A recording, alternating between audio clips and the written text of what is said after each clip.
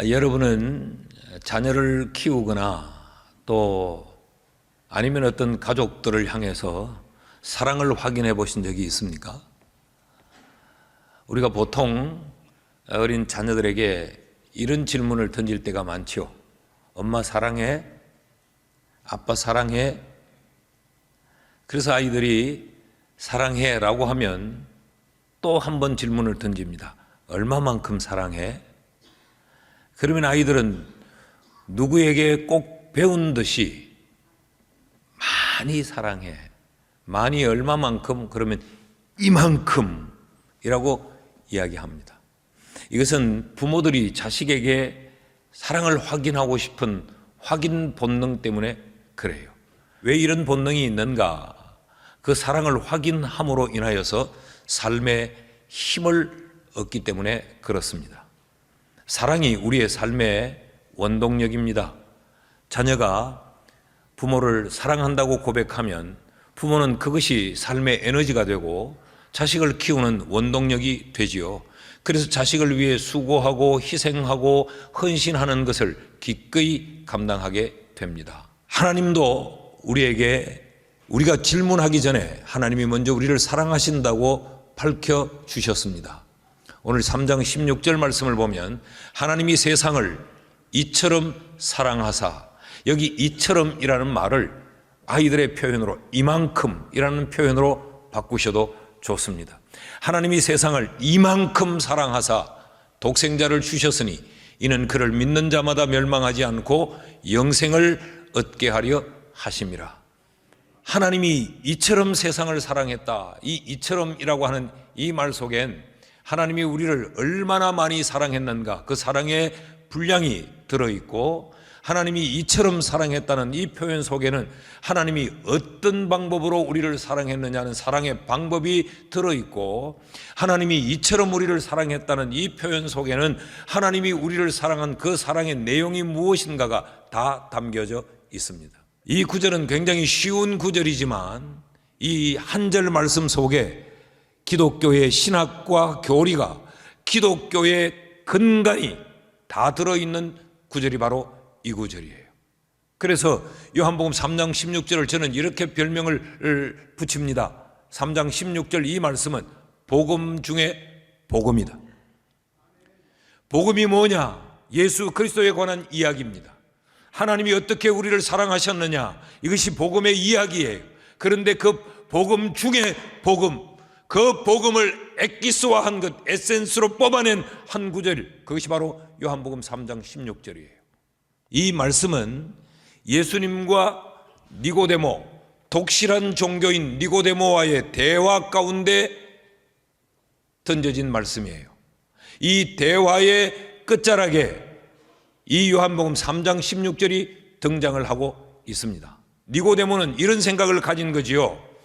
구원을 어떻게 받느냐? 구원은 종교적인 지식으로 구원을 얻는다. 구원을 어떻게 받느냐? 종교적인 활동을 열심히 하는 것으로 구원을 받는다라고 하는 것이 이 니고데모의 기본적인 생각이었습니다. 그런 니고데모를 향해서 예수님은 뭐라고 말씀하시느냐? 아니, 구원은 거듭나야 구원받을 수 있어. 하나님의 나라는 거듭난 자만이 들어갈 수 있어 라는 말씀을 하시는 거죠. 이 말씀은 니고데모에게 엄청난 충격이었습니다. 예수님이 하시는 말씀을 다시 한번 기억해 봅시다. 3장 3절 말씀 같이 읽어요. 시작. 예수께서 대답하여 이르시되 진실로 진실로 네게 이르노니 사람이 거듭나지 아니하면 하나님의 나라를 볼 수 없느니라. 이 말은 거듭남이 없이는 구원 없다, 그런 이야기입니다. 육의 생명만으로는 구원에 이를 수 없다는 것이죠. 하나님으로 말미암는 새로운 생명이 주어져야 하나님 나라를 볼 수 있고 하나님 나라에 들어갈 수 있다고 성경이 지금 가르치고 있습니다. 그러니까 지금 이런 말씀을 하고 계시는 거지요. 니고데모를 향해서 구원은 종교적인 지식을 가지는 것으로 불가능하다. 구원은 네가 유대인이라고 하는 그 혈통을 타고났다고 해서 자연적으로 구원에 이르는 것이 아니다. 구원은 네가 어떤 종교적인 열심을 가지고 활동을 하는 것으로 인해 구원이 주어지는 것은 아니다. 이 폭탄 같은 말씀을 주님이 니고데모에게 하시면서 연이어 주님은 이런 말씀을 하십니다. 거듭나는 길에 대해서 14절 15절의 말씀을 하세요. 모세가 광야에서 뱀을 든 것 같이 인자도 들려야 하리니 이는 그를 믿는 자마다 영생을 얻게 하려 하심이라. 모세가 광야에서 뱀을 들었다. 이게 무슨 이야기인가 하면 이스라엘 백성들이 하나님에 대한 불신으로 인하여 그들이 다 지금 죽음을 맞이하는 그 직면에 있습니다. 그 불뱀에 물린 자들에게 구리 노뱀을 만들어서 높이 들어서 그것을 보는 자마다 나음을 입도록 하는 이 하나님의 치유의 방법을 지금 설명하는 거죠. 이처럼 나도 높이 들려야 하리니, 그 말은 예수님의 십자가의 죽음을 이야기합니다. 내가 이 십자가의 죽음을 인하여서 이것을 믿음으로 영생을 얻는 길을 내가 열어놓았다. 이것이 구원의 길이지, 네가 중심이 되어 너의 지식으로, 네가 중심이 된 너의 열심으로, 네가 중심이 된 너의 육적 혈통으로는 구원을 얻을 수 없다. 이 구원 얻는 이 길을 만든 것, 이것이 바로 내가 너희를 향한 나의 사랑이다 라면서 16절 말씀을 하시는 거죠. 하나님이 세상을 사랑하셨기 때문에 그의 독생자를 내어주셨고 그를 믿는 자를 통하여서 영생에 이르게 하였다. 이게 너희를 향한 하나님의 사랑이다 라고 지금 설명을 하고 있는 것입니다. 자, 그렇다면 여러분, 우리가 이 사랑에 대한 묵상, 이 하나님의 사랑에 대한 이해가 우리에게 필요하지 않겠습니까? 이 하나님의 사랑은 그럼 어떤 사랑인가? 우리를 구원에 이르게 하는 이 하나님의 사랑은 어떤 사랑인가? 이 사랑은 첫째로 세상을 향한 사랑이에요. 세상을 향한 사랑. 16절이 이렇게 시작을 하죠. 16절 말씀이 하나님이 세상을 이처럼 사랑하사. 하나님이 사랑한 세상은 어떤 세상인가? 하나님은 왜 세상을 사랑했는가? 세상을 구원하기 위해 하나님은 세상을 사랑하셨어요. 17절 말씀을 보면 하나님이 그 아들을 세상에 보내신 것은 세상을 심판하려 하심이 아니요 그로 말미암아 세상이 구원을 받게 하려 하심이라. 하나님이 세상을 구원하려고 세상을 사랑했다, 그렇게 말합니다. 그럼 우리는 이런 질문을 던져봐야 됩니다. 왜 세상은 구원이 그럼 필요했냐? 왜 세상은 구원이 필요했냐? 구원이 필요한 그 세상에는 어떤 세상이었기에 하나님은 그 세상을 구원하려 하셨는가? 하나님이 사랑한 이 세상은 심판받은 세상이었어요. 18절 말씀을 보실까요? 그를 믿는 자는 심판을 받지 아니하는 것이요 믿지 아니하는 자는 하나님의 독생자의 이름을 믿지 아니하므로 벌써 심판을 받은 것이니라. 그러니까 지금 하나님이 구원할 그 세상은 어떤 세상이냐? 하나님을 믿지 아니하는 세상, 다시 말하면 이미 심판받은 세상이라는 것이죠. 그런데 심판이 필요할 이유가 없죠. 이미 심판을 받았으니까. 그 이 세상이 필요한 것은 구원뿐이었어요. 구원. 자, 여기서 여러분 우리가 새롭게 하나 인식해야 될 것이 있습니다. 아니, 예수님이 이제 오셨는데 무슨 세상이 벌써 심판을 받았다는 말이냐? 이제 예수님이 세상을 심판해야 될 터인데 무슨 세상이 심판을 받았다고 그 심판받은 세상을 구원하신다고 하느냐? 성경은 로마서 1장 26절에서 이렇게 말합니다.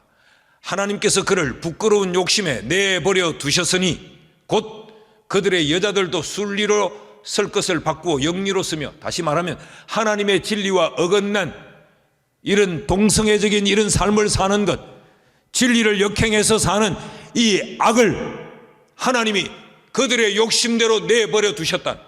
이게 심판이요, 이게 저주입니다. 우린 이것을 자유라고 착각하는 경우들이 굉장히 많아요. 내 원하는 대로, 내 하고 싶은 대로 그냥 그대로 두니까 이게 자유요, 이게 형통이라고 생각하는데 하나님의 관심이 멀어져 버린 것, 하나님이 포기해 버린 것, 하나님이 던져놓은 것, 이게 심판이요, 이게 저주입니다. 하나님은 이미 이 세상을 내버려 두셨어요.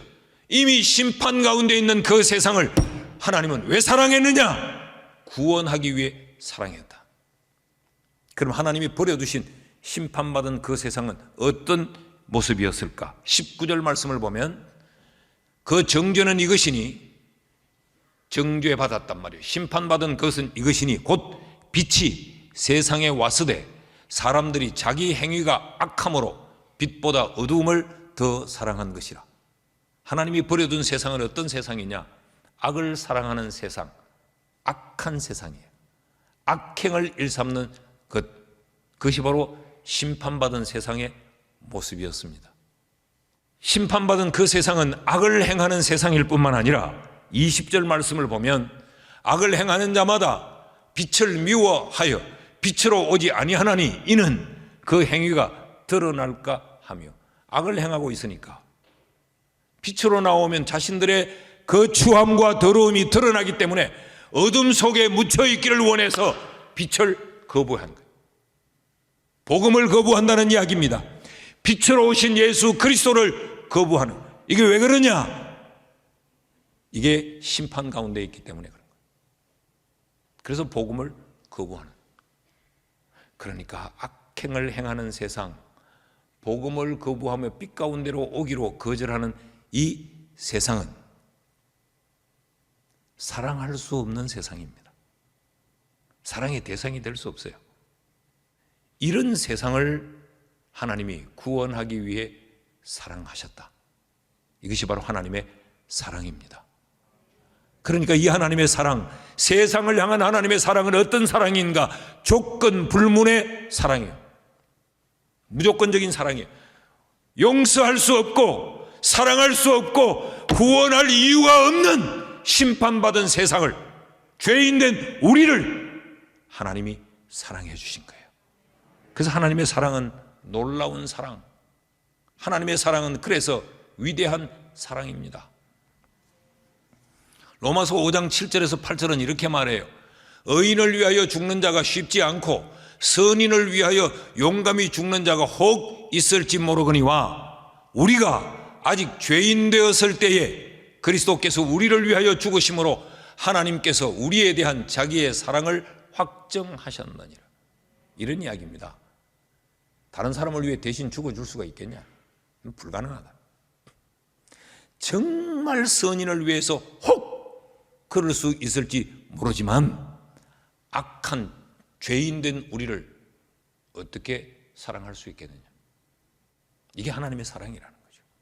여러분, 이 사랑 속에, 이 하나님의 사랑 속에, 세상을 향한 무조건적인 이 하나님의 사랑 속에 저와 여러분이 포함되어 있다는 것 믿으시는지요? 우리가 이 사랑을 입은 자예요. 바울은 이 하나님의 조건 없는 이 사랑을 은혜라고 불렀습니다. 은혜. 값없이 하나님이 나를 구원해 주신 것. 여러분, 우리 편에는 값없는 사랑이지만 하나님 편에서는 엄청난 대가가 지불된 거예요. 그래서 바울은 그의 서신서 모든 첫머리에 예수 그리스도의 종된 나 바울은 이라고 적고 있습니다. 예수 그리스도의 종되었다는 말은 예수 그리스도의 노예라는 이야기예요. 예수 그리스도께 포로로 붙잡혔다는 이야기예요. 하나님의 사랑이 얼마나 크고 세상을 향한 죄인을 사랑한 이 하나님의 사랑이 얼마나 놀라운지, 나는 그 사랑의 포로가 됐다, 그 사랑에 푹 빠졌다, 그런 이야기요. 오늘 3부 예배를 드리는 우리들의 심령 속에 세상을 향한 하나님의 사랑, 이 조건 불문의 이 하나님의 사랑에 대한 감사와 감격이 있기를 주의 이름으로 축복합니다. 둘째로, 그럼 세상을 향한 이 하나님의 사랑, 이 조건 불문의 이 사랑은 어떤 사랑인가? 그 사랑의 내용이 뭐냐? 그것은 독생자를 주신 사랑이에요. 하나님이 세상을 사랑했다, 이만큼. 근데 그 이만큼 사랑한 그 사랑의 내용이 뭐냐? 독생자를 주신 거라. 16절 말씀을 다시 한번 읽으면 하나님이 세상을 이처럼 사랑하사 독생자를 주셨으니, 여기 주셨다라고 하는 이 말은 디도미라고 하는 말이에요. 여기 주셨다는 말은 선물했다, 그런 이야기. 하나님이 독생자를 우리에게 선물하셨다. 근데 그 선물의 성격이 뭐냐? 여기 주셨다는 말은 선물하셨다는 말임과 동시에 제물로 내어놓다, 그런 뜻이에요. 우리에게 주신 이 독생자, 이 선물이 무엇을 목적하는 선물이냐? 우리를 위한 제물로 주신 거예요. 그러니까 우리는 이 예수를 우리가 선물로 받아 나 대신 예수 그리스도를 제물 삼은 거예요. 제물로 우리에게 선물했다는 이 의미를 요한복음 1장이 시작될 때 세례 요한이 예수님을 증거하면서 이렇게 표현했습니다. 요한복음 1장 29절 말씀에 보면 이튿날 요한이 예수께서 자기에게 나오심을 보고 이르되 보라, 세상 죄를 지고 가는 하나님의 어린 양이로다. 예수님을 보고 요한이 예수님이 어떤 분이라고 정언을 하느냐 하면 하나님의 어린 양. 그 하나님의 어린 양은 무엇을 목적하는 하나님의 어린 양이냐? 세상의 죄를 지고 갈 하나님의 어린 양. 세상의 죄 문제를 해결하기 위한 제물 대신 하나님의 어린 양. 이 예수를 우리에게 선물하셨다는 거죠. 그래서 예수님이 십자가에 달려 돌아가신 겁니다. 예수님의 십자가의 죽음은 예수님의 구원 사역이 실패해서 십자가에 죽으신 것이 아니고, 세상을 이기지 못해서 십자가에 매달리신 것이 아니고, 예수님의 사명의 완수요, 하나님의 계획의 성취가 십자가예요. 로마서 3장 23절 24절 말씀을 보면 모든 사람이 죄를 범하였음에, 그렇지요, 그래서 이미 세상은 심판받은 세상이요, 모든 사람이 죄를 범하였음에, 그렇죠, 세상은 이미 악행을 행하는 세상이요, 모든 사람이 죄를 범하였음에, 그래서 이들은 어둠 가운데 있던 세상이었어요. 이를 위하여서 하나님이 예수 그리스도를 선물로 줬어요. 모든 사람이 죄를 범하였음에 하나님의 영광에 이르지 못하더니, 그들 스스로가 구원에 이를 수가 없었어요. 철저하게 그들은 버려진 존재였어요. 그런데 그리스도 안에 있는 속량으로 말미암아 하나님의 은혜로 값없이 의롭다 하심을 얻은 자 되었느니라. 십자가의 대속의 이 사랑으로 말미암아 우리가 구원을 얻게 되었다는 거죠.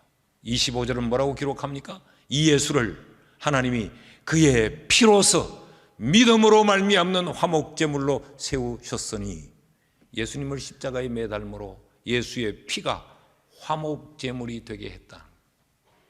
하나님과 우리 사이에 화목을 가져오는 제물이 되었다는 것. 그럼 왜 하나님은 우리를 구원하는데 이렇게 흉측한 십자가를 사용하셔야 되느냐? 로마서 6장 23절은 이렇게 말합니다. 죄의 삭은 사망이에요. 하나님의 은사는 그리스도 예수 우리 주 안에 있는 영생이니라. 모든 사람이 죄를 범하였다면 그 죄의 삭을 지불해야 죄로부터 자유함을 얻을 수 있는데, 그 죄의 삭, 그것은 사망, 죽음이다. 그래서 하나님은 세상을 사랑하시는 이 사랑의 방법으로 예수 그리스도를 우리 대신해 사망의 자리에 내어주며 제물 삼으셨다는 겁니다. 이것이 독생자를 주신 사랑입니다. 이게 하나님의 사랑이에요. 하나님의 독생자, 이 말은 모노게네스 휘오스, 이 뜻은, 독생자의 뜻은 이런 겁니다. 유일하게 태어난, 단 하나뿐인, 비길 데 없는 절대적 가치를 이야기하는 거예요. 하나님에게 있어서 절대적 가치인 독생자 예수 그리스도를 우리 위해 제물로 내어놓은 거예요. 그래서 이 사랑은 놀라운 사랑입니다. 그래서 이 사랑은 늘 울어도 못 갚을 사랑이에요. 눈물로도 못 갚고 우리가 드리는 몇 푼 안 되는 헌금으로도 갚을 수 없는 사랑이요, 우리의 시간과 몸과 재능을 드리는 이것으로도 다 갚을 수 없는 사랑이에요.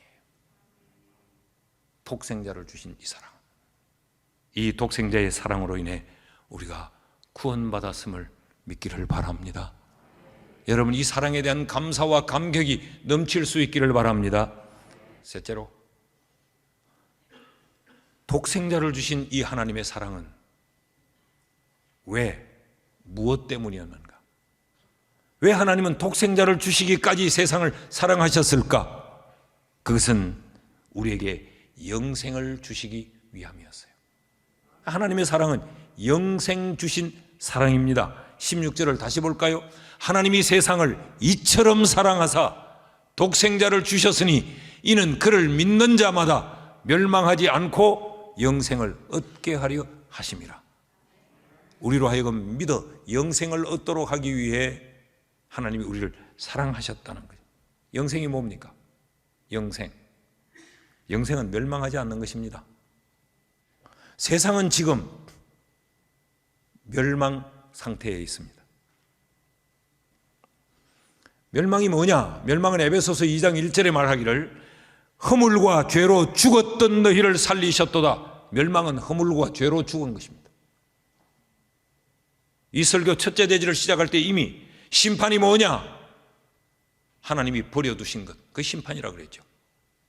세상은 멸망의 상태예요. 이 멸망의 세상 가운데 있던 우리를, 멸망받은 우리를 하나님이 사랑으로 우리를 멸망치 않게 하시는 것, 그것이 바로 영생을 주신 사랑입니다. 이 땅의 모든 인간은 멸망받은 상태에서 태어납니다. 믿고 싶지 않겠지만, 받아들이려 하지 않겠지만, 모든 인간은 멸망받은 상태로 태어나요. 심판받은 상태로 태어납니다. 그래서 예수 밖에 있는 사람들은 일시적이고 유한한 세상 것을 붙들고 삽니다. 왜 그럴까요? 영원한 것을 모르니까. 수준이 땅의 것밖에 아니니까. 수준이 멸망받은 상태이니까 그것밖에 몰라요. 그 이상을 몰라요. 그래서 영원한 삶, 신령하고 영적인 일에 대해서는 살아있지 못합니다. 그러니까 늘 순간적이고 찰나적인 이런 육신적인 쾌락, 그 욕망의 포로가 돼서 늘 그것 반짝 즐기려고 그렇게 몸부림을 치며 사는 거죠. 이런 세상, 이런 세상의 사람들에게 하나님의 영생의 사랑이 부어졌어요. 이 사랑이 얼마나 놀랍습니까? 이 상태를, 이 멸망의 상태에서 영생을 주신 이 사랑이 부어진 것을 바울은 로마서 6장 11절에서 이렇게 설명합니다. 이와 같이 너희도 너희 자신을 죄에 대하여는 죽은 자요 그리스도 예수 안에서 하나님께 대하여는 살아있는 자로 여길지어다. 그러니까 영생의 의미가 뭐냐? 죄에 대해서는 죽은 거예요. 하나님에 대하여서는 산 거예요. 멸망의 상태는 어떠냐? 하나님에 대하여는 죽은 거요, 죄에 대하여만 살아있는 거예요. 이게 멸망의 상태예요. 그러니까 근본 우리 DNA를 바꿔버린 겁니다. 이 사랑을 알면 우리 삶의 방식도 달라지고 삶의 내용도 달라지죠. 순간적인 것, 일시적인 것, 유한한 것에 우리는 목숨 걸지 않습니다. 영원한 것에 목숨을 걸어요. 여러분, 하나님의 사랑을 알아버리면 이 수준은 하늘 수준입니다. 영생을 선물로 받아버린 사람은 영의 세계에서 놉니다. 나는 우리 모두가 이런 수준 높은 성도들이 될 수 있기를 주의 이름으로 축복합니다. 그러니까 세상이 두렵지 않은 거예요. 네. 영생 주신 이 하나님의 사랑을 우리가 확신하면 이게 세상이 두렵지 않은 거죠. 이 하나님의 사랑을 늘 감격하며 인식하며 찬양하면서 사는 우리 모두가 될 수 있기를 주의 이름으로 축복합니다.